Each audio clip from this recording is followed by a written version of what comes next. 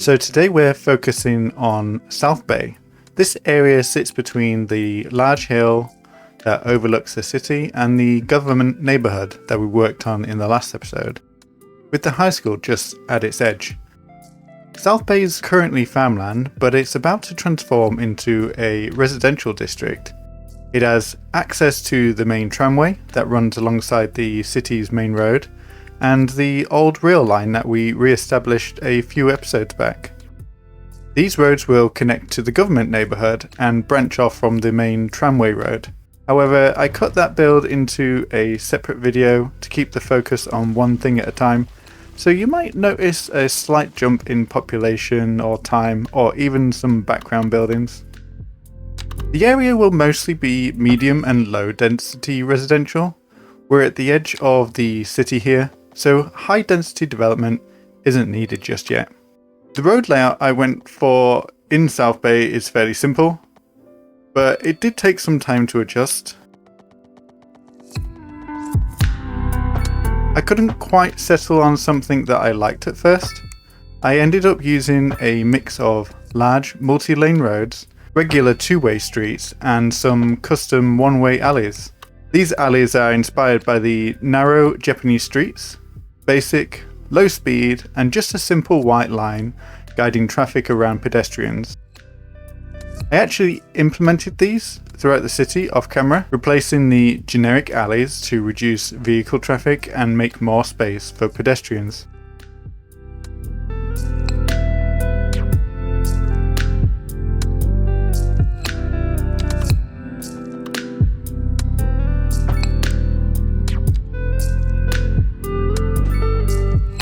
I also extended a coastal road that wraps around the big hill and follows the old rail line, connecting to the area on the opposite side of the mountain near the landfill.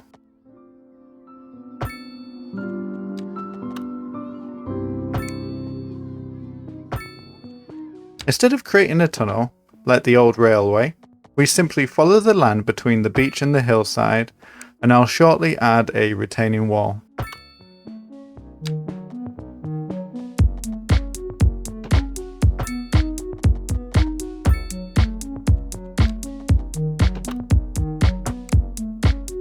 I'm careful not to edit the topography too much.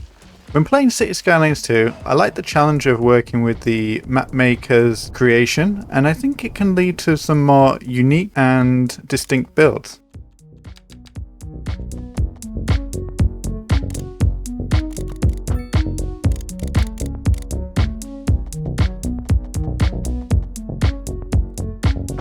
Now that we have this here, we have an alternative route into the city if the main road were ever to be blocked. Although I don't think the people in South Bay will be that pleased with the amount of traffic that could bring.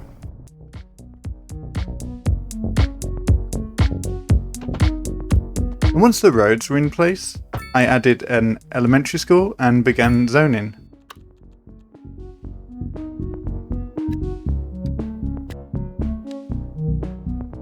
Most of the area will be residential, providing homes for the workers in the government district. The medium and mixed use developments is concentrated by the main road where the tram stop is, with lower density housing closer to the coast. I did, however, add a few small apartment buildings near the coast because who wouldn't want that view of the bay and the peninsula?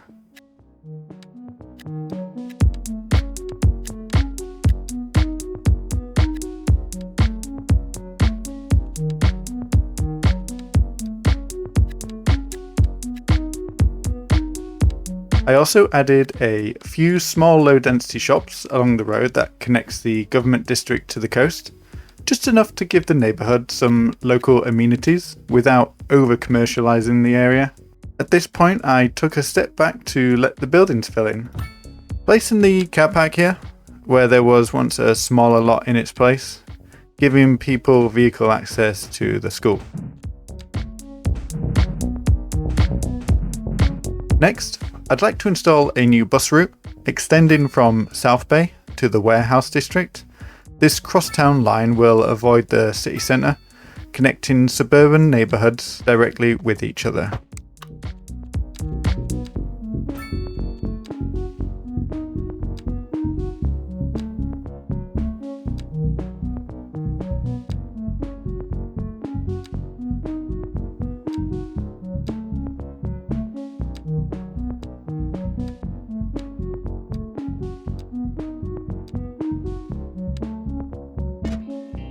We'll simply name this line as we do all our lines, with the terminus destinations South Bay to the warehouse district.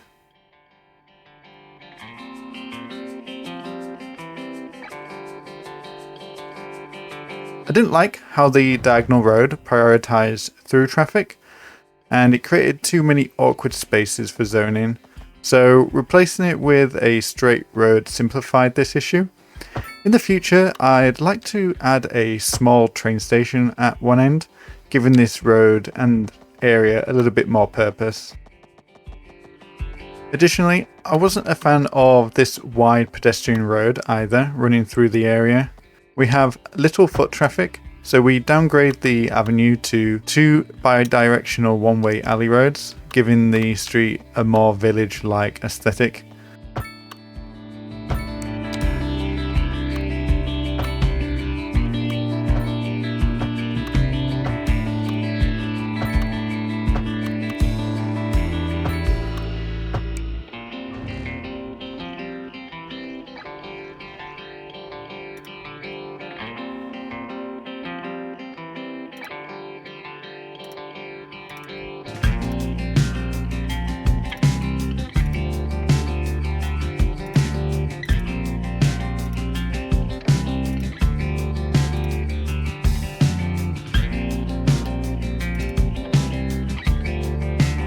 This also provides space for a wider grass medium with larger trees running along the length. However, I don't want this to be perfect, so we do delete a few along the way, as I can't imagine this area has that much money given that it's an out of the way location and not that important to the city. After finishing up the roads and zoning, I started working on the South Bay beach. It's much more exposed to the elements compared to West Bay, which we developed with the government district, so I kept things fairly simple here, nothing too extravagant. However, I did have an idea in mind, and I'll show you what I mean.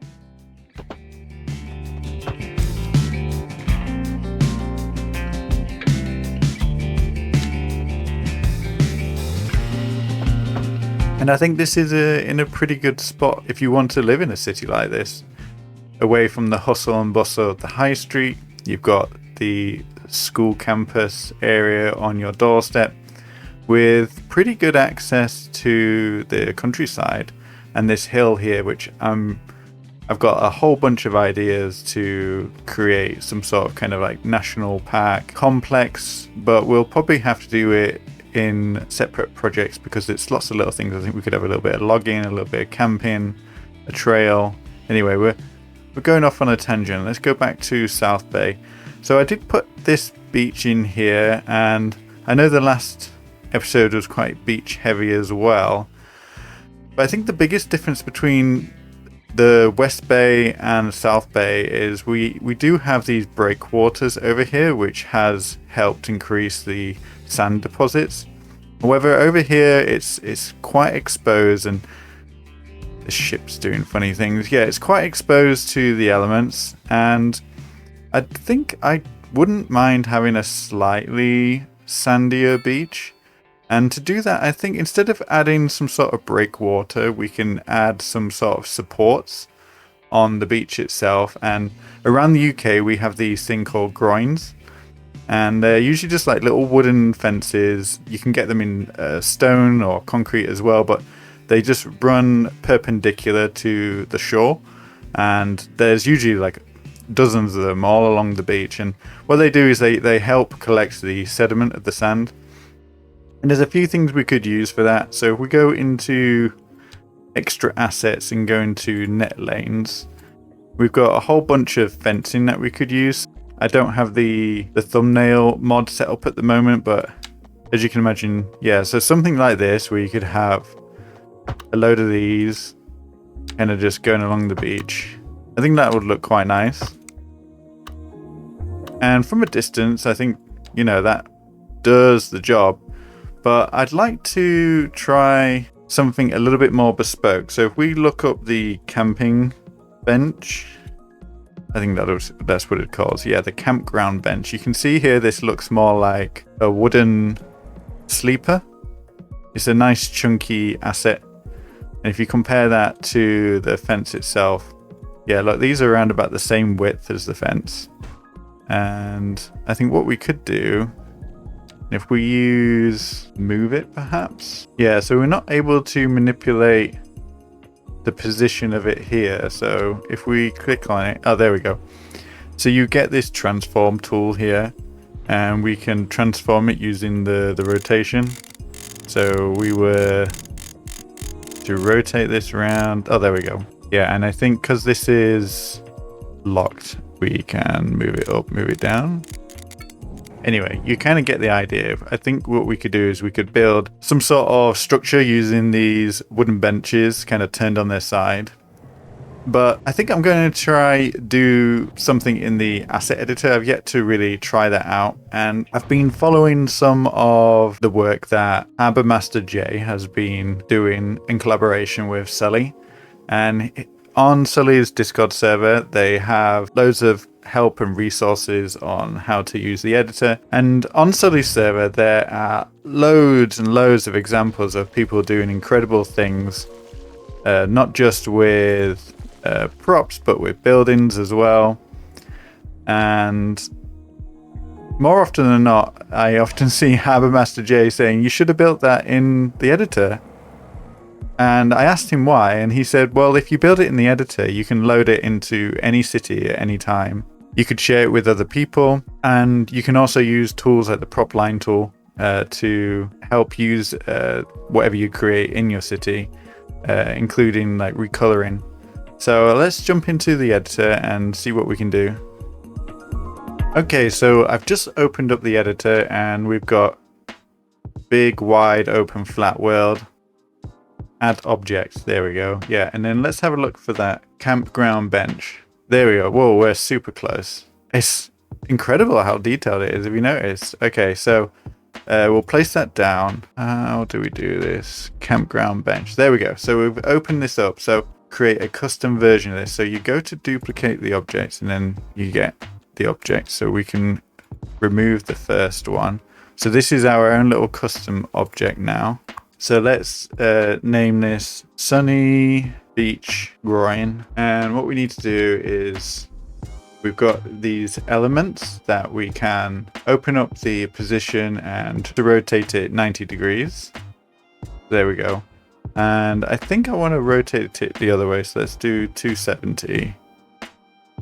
Yeah, perfect. So we've got the larger side facing up.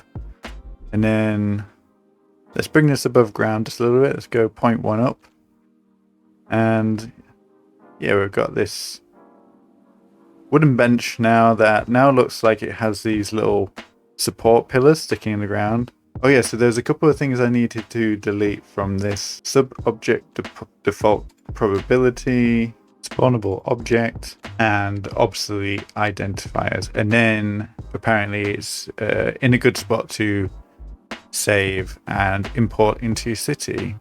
But before we do that, I want to get another one of these benches and kind of combine it together.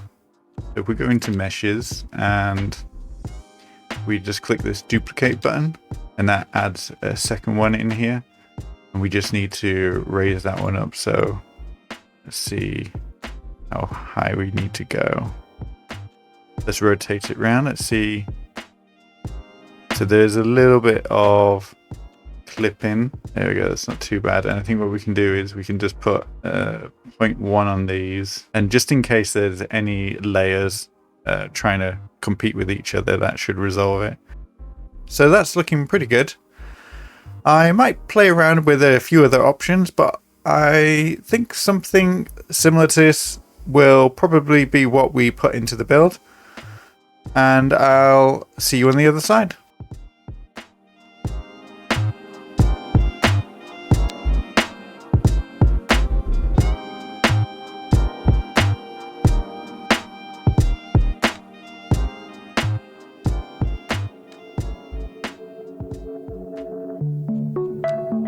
Before we build the wooden groynes for the sea defense project, I want to add a little fishing pier to this beach.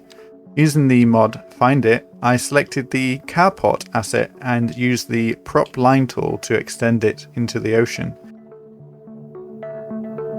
I couldn't figure out how to set the height before placing it, so I extended it to the desired position and used the Move It mod to select all the props. Then use the tool in Move It to set the object height, selecting the prop closest to the shore.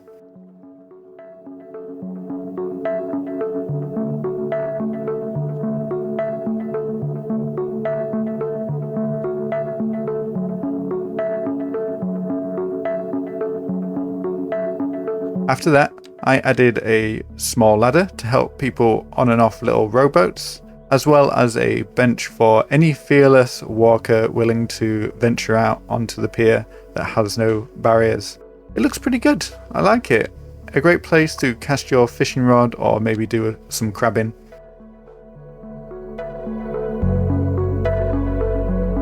And here we go, placing our custom-made prop into the game. Using Find It, we can simply type the name given in the editor and place it along the length of the beach. The scale looks good, and I like how the wood texture appears naturally weathered by the sea.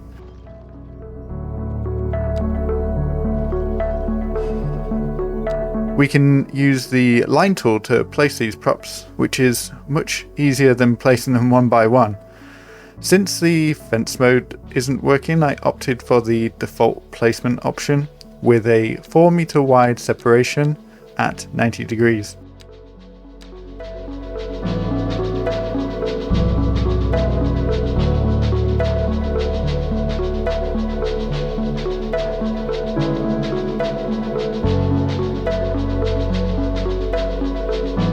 Everything looks good to me, so let's put these down and put them all along the beach. I'm thinking we extend each groyne to around about 100 meters from the beach into the sea, with each one separated by around 60 meters.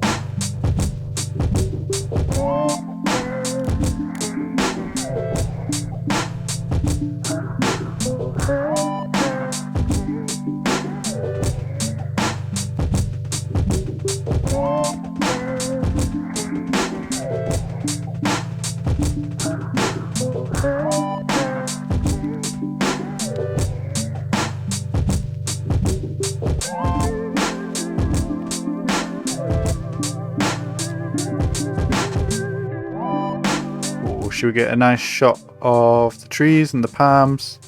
Yeah, doesn't that look nice? Yeah, so I've got all these groynes in now, and I think they just look absolutely fantastic going out into the open ocean.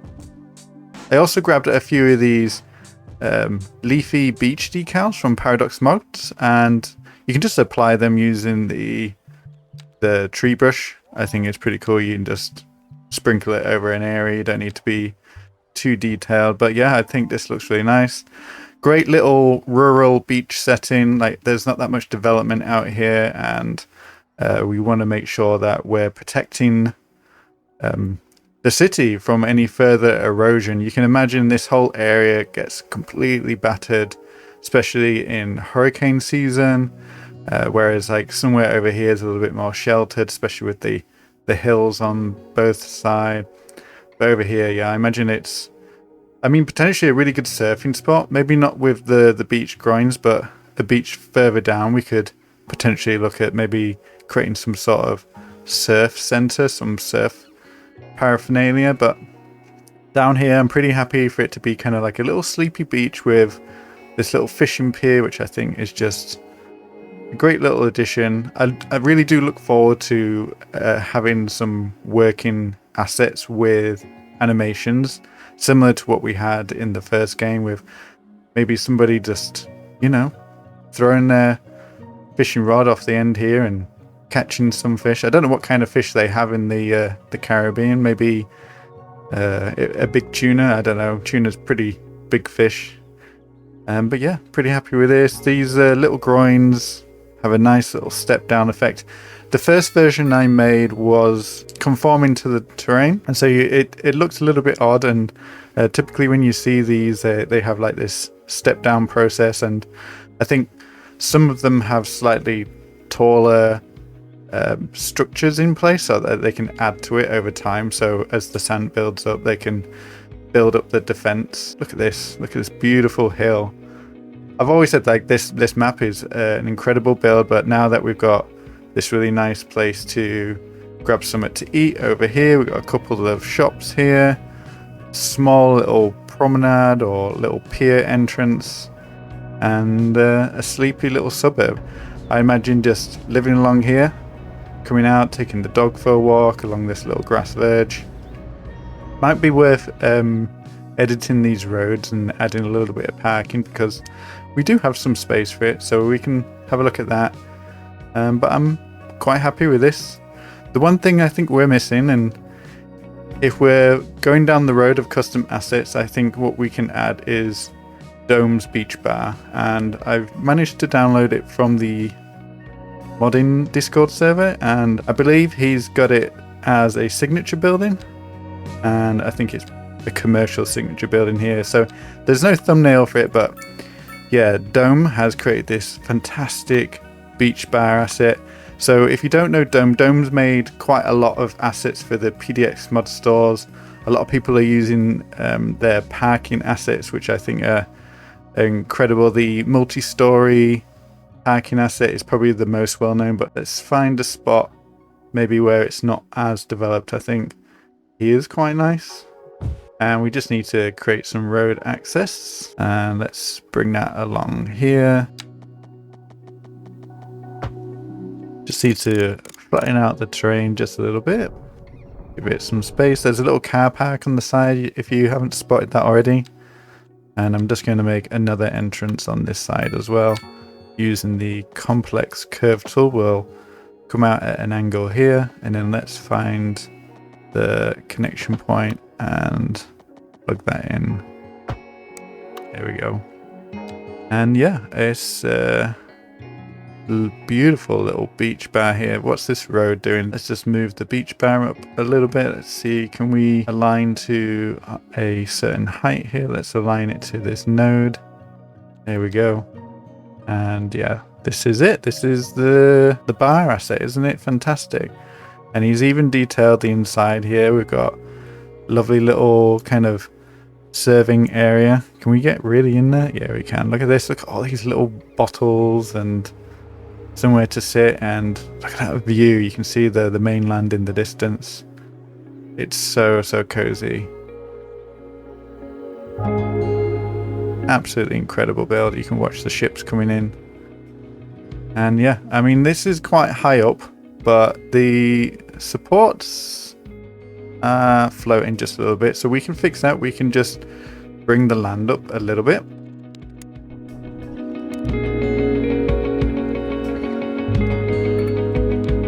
There we go. It doesn't have to be absolutely perfect, because this is just incredible. Yeah, I'm really looking forward to getting some more custom assets in this game, but I'm happy to say that there's some very clever people out there doing something like this already, and yeah, that just makes a big difference. Really makes this place a destination.